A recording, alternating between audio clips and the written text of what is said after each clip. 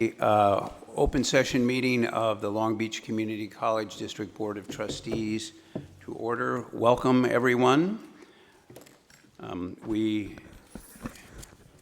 will now have the Pledge of Allegiance, and I'm going to have our Vice President for Administrative Services, Anne Marie Gable, lead us in the Pledge of Allegiance.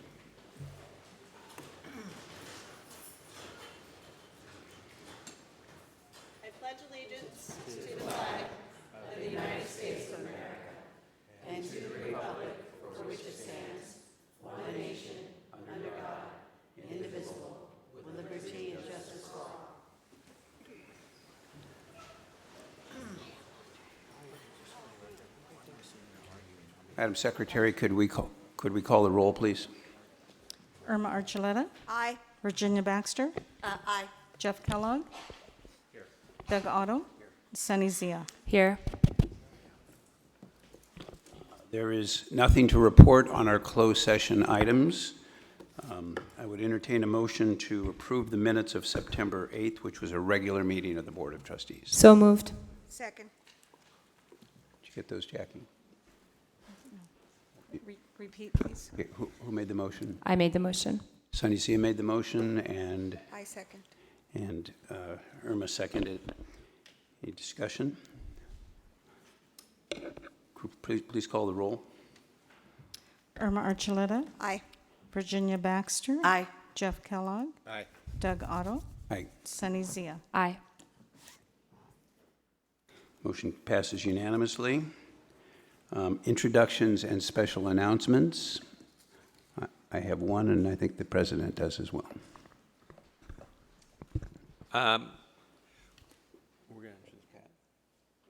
Okay.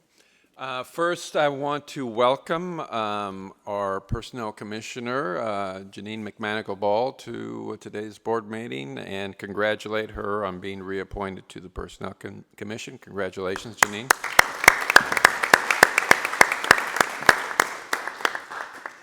Next, I also want to introduce, as we do regularly, our journalism department and their fearless leader, Pat McKean, to introduce some of our students and some of their continued success. Thank you, President Oakley, members of the board, colleagues, and members of the public. Really pleased tonight to have a beginning news writing class, Journalism 20. Student trustee Lamelli was nice enough to be able to visit our class on Thursday to explain the role of the board and some of the things that are conducted at the meeting. They're learning how to cover government. I'll write a story about this meeting for Thursday's class as a demonstration. And then over the next month, they get to find their own government board meeting in the community to turn in an assignment toward the end of the semester. Normally, we have our list of award winners from our recent journalism conference. That conference is November 14th. I'm going to predict a lot of winners, and I will send those to you by email in mid-November. And thank you very much for your time tonight. We appreciate it. Thank you. Okay, thank you. Well, I just wanted to tell people, if you don't know already, that the Long Beach City College football team is ranked #1 in the nation.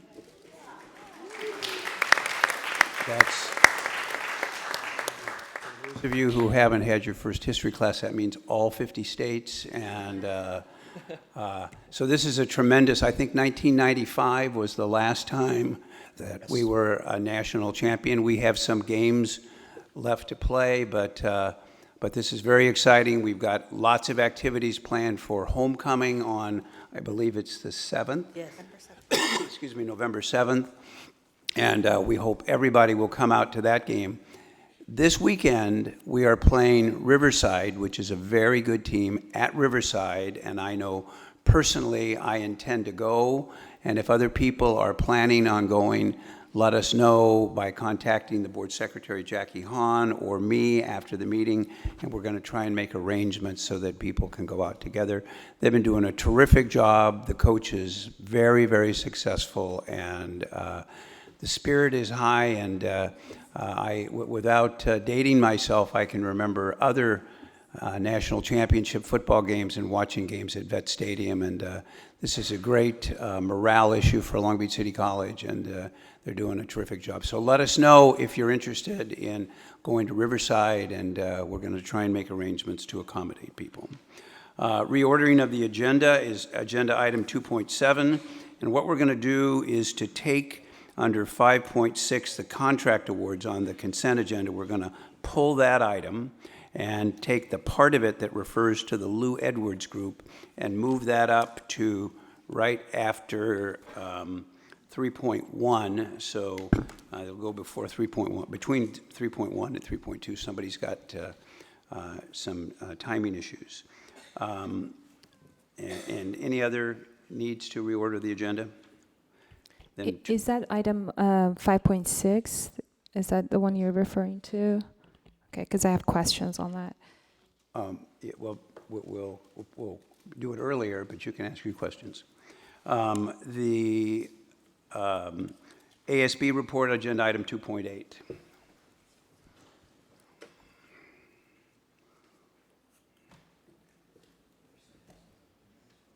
Good evening, members of the board, Superintendent President Oakley, Board President Otto, and members of the public.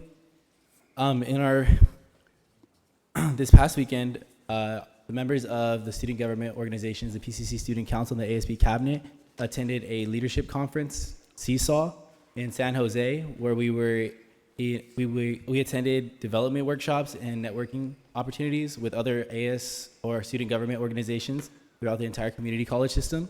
We were there for 3 days. It was beneficial for our organization, and there'll be a report on our experience in our next cabinet meeting. Due to the cabinet's participation in the Beverly O'Neill Leadership Conference this upcoming Friday, we will not be having a meeting, and so our next meeting will not convene until November 6th. And in our most recent meeting, we were discussing a resolution that addressed our homeless student population here at Long Beach City College that's going to be presented in the Spring General Assembly. And another thing, the ASB voted on the goal for the year. And so our cabinet goal this year is marketing. And the intent for this is to let students know more about the benefits of becoming part of student life, the events and services that are available and are being improved, and news throughout the college. Thank you.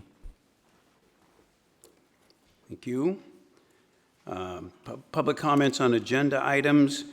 We have a total of 3 minutes will be allotted to each speaker with a maximum of 20 minutes to each subject, unless extended by the board president. We have 4 speakers, and we'll do them in the order received.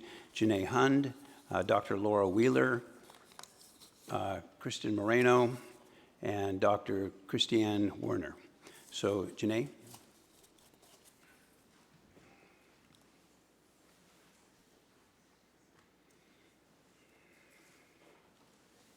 Good evening. I am Janae Hund, and I think to follow me will be Kirsten Moreno and then Laura Wheeler. Just a slight change of the order.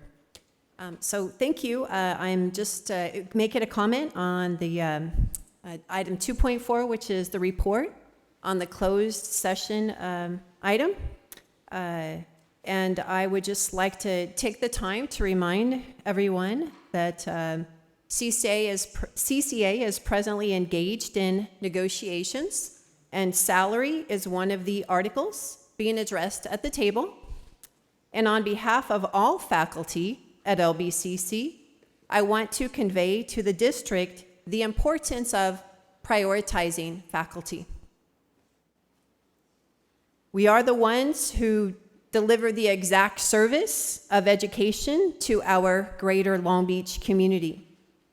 In all decisions made by the district, whether at the negotiating table on the topic of salary or budget allocation or campus safety, I am asking that the district prioritize faculty.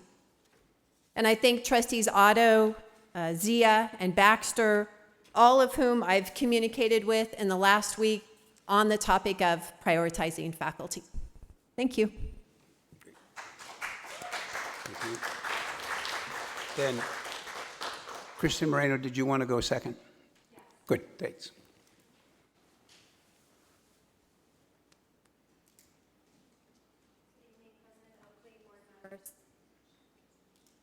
I'd like to talk to you about an overlooked aspect of student success. On October 2nd, an email was sent to all faculty and staff explaining the college's run, hide, fight policy as our response to an active campus shooter or other violence.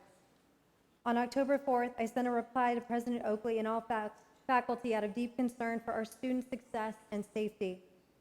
I received responses from faculty across all departments, men and women, full-time and adjunct. They expressed great disappointment and frustration at the college's cut-and-paste policy for responding to classroom violence. But most importantly, they expressed fear and concern for their safety and the safety of our students. They shared too many documented stories to discuss in my 3 minutes. Since that email, the administration has made some steps to address safety issues, and those steps are appreciated. However, several key problems remain. Limited access to campus mental health services is a serious impediment to student success. When the student to psychological counselor ratio at this college is 27,000 to 2, we have to do better. When the TAG, the Threat Assessment Group proposed by the administration, does not openly invite faculty from all disciplines to participate, we have to do better. When the emergency procedure signs posted in every classroom in the P building are dated 1974, we have to do better. When the advice given to me recently after a confrontation with a combative student was, lock your classroom doors, we have to do better. When a colleague of mine carries a slip of paper to class with the words, please leave quietly and go get us help, to deliver to a student if a crisis arises, we have to do better. And lastly, when campus police, whose mission to serve and protect, are not contracted to walk our campuses, we have to do better. In today's climate, student success is predicated on the safety and well-being of students and faculty. As faculty, we have a responsibility to deliver course content and guidance to our students. As a board, you have a responsibility and an opportunity to ensure a positive local and national reputation for Long Beach City College. As we try to find solutions to the threats that exist at our college today, we need a leadership that engages faculty and students north of Carson and north of PCH. We ask to be actively involved in finding preventative and responsive solutions. These solutions must be systemic and include a lockdown procedure, not just emergency text alerts. In closing, we have a job to do. We teach and we motivate. We do so gladly. We just ask this board to hear and understand the increasingly dark and uncertain territory we enter as we step into our classrooms every morning. The national discourse on campus violence is here at Long Beach City College. Thank you for your time and consideration. Thank you.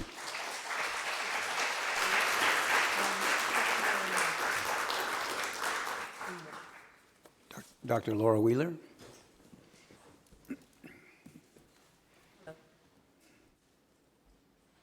On the first day of last semester, a student who had been taking classes at Long Beach City College since 1985 became enraged that my British Lit class was too full to admit more.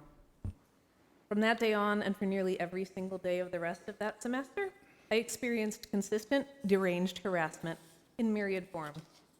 Lengthy, incoherent emails sent to me, my department head, multiple colleagues, and administrators, visits to my office, a persistent physical presence which included his following me around campus from building to building, camping outside the P building so he could watch me as I entered and exited, while accosting random strangers, and endless diatribes posted on social media about me, my classes, and the school.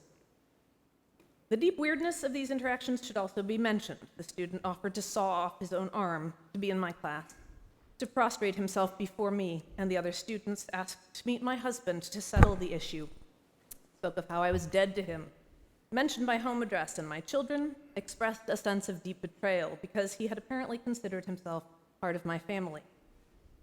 Despite my 120 other students, this one peculiar and ultimately frightening individual ended up dominating my existence. After nearly 14 weeks of this harassment, administration was able to provide some help, and this summer a 3-year restraining order was approved. For this I am deeply grateful, though last week I learned that he has broken the restraining order, and so the drama continues. My purpose in speaking here this evening is not merely to recite a story from the trenches, though as a professor of English, I of course believe deeply in the power of narrative. I present this experience to illustrate several points in support of my colleague, Professor Moreno's comments. 1, we who teach classes are particularly vulnerable to such threatening behavior because classrooms are close communities, because to be helpful we must be accessible, because our classes at Long Beach City include individuals who have been rejected from every other area of their lives. We are, for some, a place of last resort. 2, too many of my colleagues could easily recount tales of similarly alarming encounters with students who either will not or cannot participate in civil discourse, and both faculty and students are negatively affected when such behavior remains unchecked. 3, neither we, the faculty, nor the administrators tasked with helping us in such situations really know what to do. No process seems to be in place for when students fail to respond to straightforward directives. Too often, the impulse to do nothing and hope the problem disappears prevails. It was difficult last semester for me to determine my story's genre. Was I in the midst of a bizarre comedy, or was I in the opening chapters of a horror story? I would ask you to imagine yourselves in the shoes of all of us who seek to create safe, intellectually stimulating places for learning, but who find ourselves beleaguered and fearful, and work just toward providing clear protocols that protect both faculty and students in such demanding. Excuse me, would you turn the microphone back on, please? How do we do that? It's on? Okay. Okay. Thank you. I'll just finish I promise I'm almost finished. I timed it last night repeatedly. Okay. And work just toward providing clear protocols that protect both faculty and other students in such demanding situations. We cannot be merely reactive in these situations. We must be proactive and try to anticipate the recalcitrant or hostile students. The story we wish to tell, of course, is one of hope and success, but such stories are difficult to tell if we are afraid. Thank you. Thank you.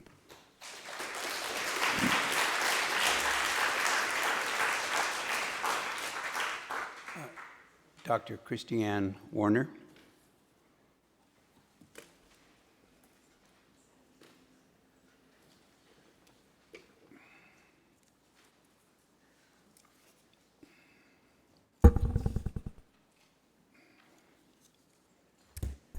President Otto, board members, President Oakley, and other members. I've given you a handout to address student success, and I want to share with you a syllabus that I gave my students this fall. The very final page, page 6, tells students 20 different ways in which they can be more successful.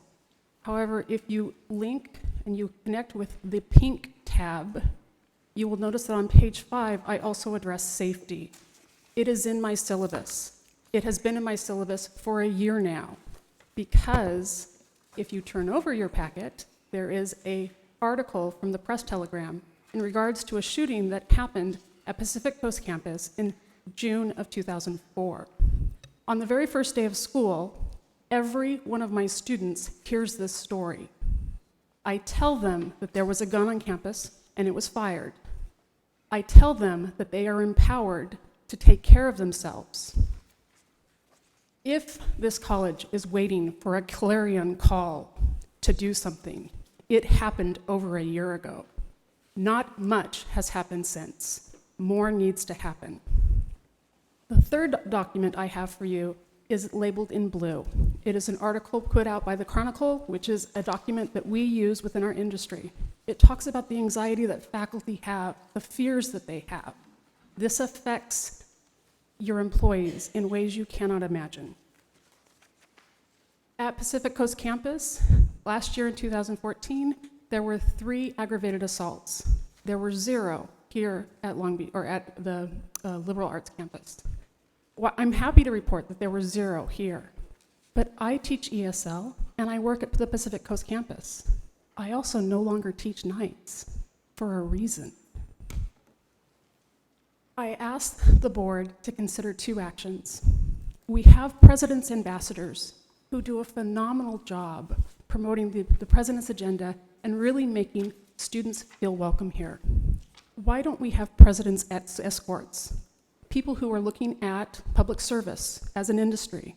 Why don't we mentor them to serve in a way so that they can publicly protect us, so that we feel that there is someone to call to walk us to our cars, no matter what time of day. I can easily identify the president's ambassadors. They have T-shirts, and they're friendly. A president's escort could also be easily identified. The other issue is, as the former coordinator of faculty professional development, I can tell you that faculty are quite eager to do more flex credit in the spring, but that budget is limited because it does not have SUOs and SLOs because it reports to Senate. Could you please turn that mic back on? If efforts are to be made, a budget increase would need to come from someplace because it is not part of the planning process. I am eager to see how we can be a model for this. Thank you for your time.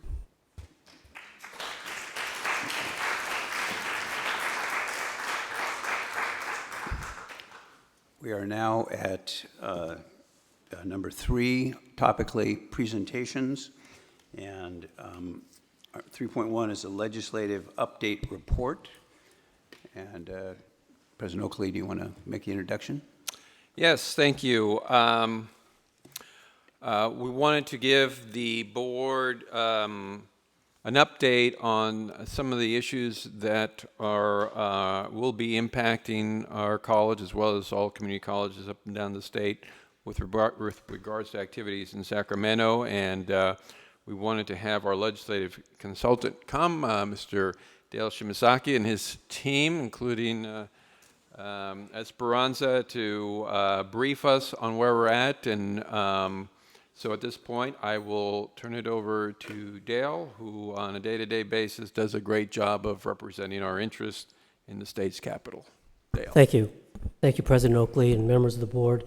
For the record, my name is Dale Shimasaki. I'm the CEO of Strategic Education Services, and I'd say, first of all, thank you for giving us the opportunity to work with you and your district in supporting your government relations needs.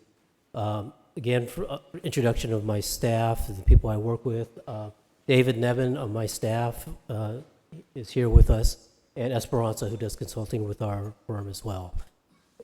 Let me just start by giving you a brief overview of the state budget, where we are. We ended the current year very well. The new resources above 2014-15, a combination of ongoing and one-time revenues for Proposition 98 exceeded $14 billion. I don't think we've ever had an increase that high in the history since the passage of Proposition 98. What that meant for community colleges statewide was a $2.2 billion increase in funding for the community college system, which is about $2,200 per FTES. Thus far into the fiscal year, we're pretty stable. Revenues for the month of September were a little bit below what the projections were by the Department of Finance, but overall through this month, revenues through the first quarter of 2015-16 are still slightly ahead of the estimates that the Department of Finance projected when we adopted the budget. Next year, we're expecting a baseline budget for community college, which will provide sufficient funds for enrollment growth and cost of living, and perhaps other increases in one-time revenues for Proposition 98. We're not expecting the same kind of major increases that we experienced this year in the economy.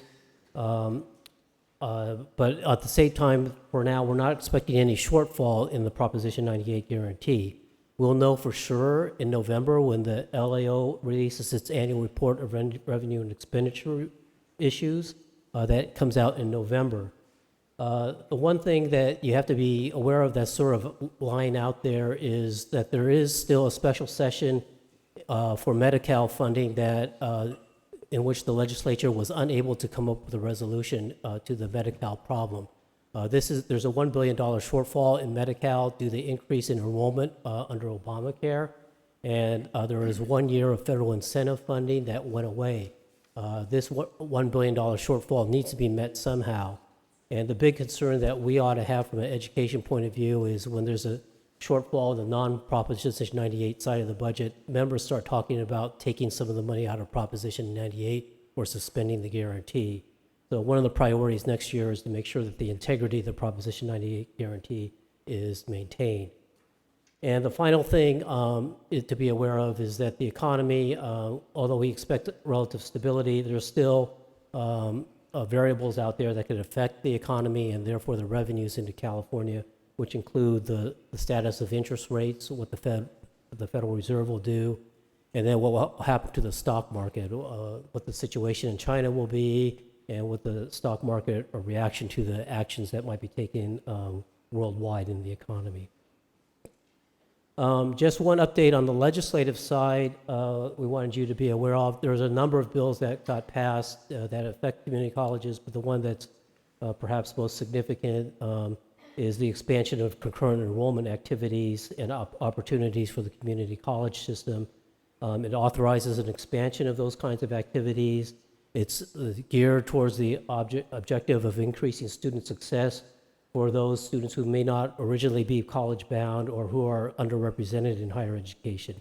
The bill outlines very specific conditions that must be met prior to the adoption of the concurrent enrollment partnership, and the expansion of opportunities are limited to 10% of the total FTES of the state. Turning now to the issues that we'll be expecting in the budget for next year in the legislative session, there are three that we wanted to highlight and give your attention to. One is the competing ballot proposals in 2016 for the extension of taxes. The second is the Fredericks Union Dues Challenge that is going on in the U.S. Supreme Court. And the third is the Educational Facilities Bond. And I'll go into these three issues very briefly. First, on the ballot initiatives related to the tax initiatives. As you remember, under Proposition 30, the voters adopted a temporary tax increase that would support education to get them out of the dire situation that we were in. The one portion of Proposition 30 expires in 2016, and that's the sales tax increase. And what that means is that there will be a loss of between $1.3 to $1.5 billion in those revenues. And as you recall, under the Proposition 30 requirements, the income tax increase sunsets in December of 2018. And when that sunsets, that will be a loss of about $8 billion per year to education. So there have been a number of groups in response preparing for this sunset of these taxes and the temporary expiration of these taxes. There are two competing initiatives right now that are been submitted to the Attorney General for review. The first one is the Invest in California Children's Act. What this initiative does is it continues the Prop 30 income taxes, which means an extension of both the sales tax and also the income taxes. It also adds in a new tax rate increase for income taxes on what's known as, what they refer to as super earners. These are individuals earning more than $2 million a year and individuals that will be earning more than $10 million a year. The sales tax increase is not included in this package. And it establishes a rainy day fund similar to what's already in law for Proposition 2. The big difference in this initiative compared to Proposition 30 is how the monies will be used. 50% of the monies will be allocated to K-14 education, of which 5% will go to community colleges and 45% will go to K-12. 40% of the revenues will be going to healthcare, and then 10% will be going to early childhood education or childcare. The sponsors of this initiative include the California Hospital Association and the healthcare workers affiliated with SEIU. Now, the second measure that's being circulated and has been submitted to the Secretary of State is the Schools Funding and Budget Stability Act of 2016. The primary sponsors of this initiative are all the education labor groups. It proposes a tax extension for another 12 years. There's no extension of the sales tax, and extends the original Proposition 30 income tax rate and brackets. And you can see the amounts of the rate increases that they'll continue for the different income levels.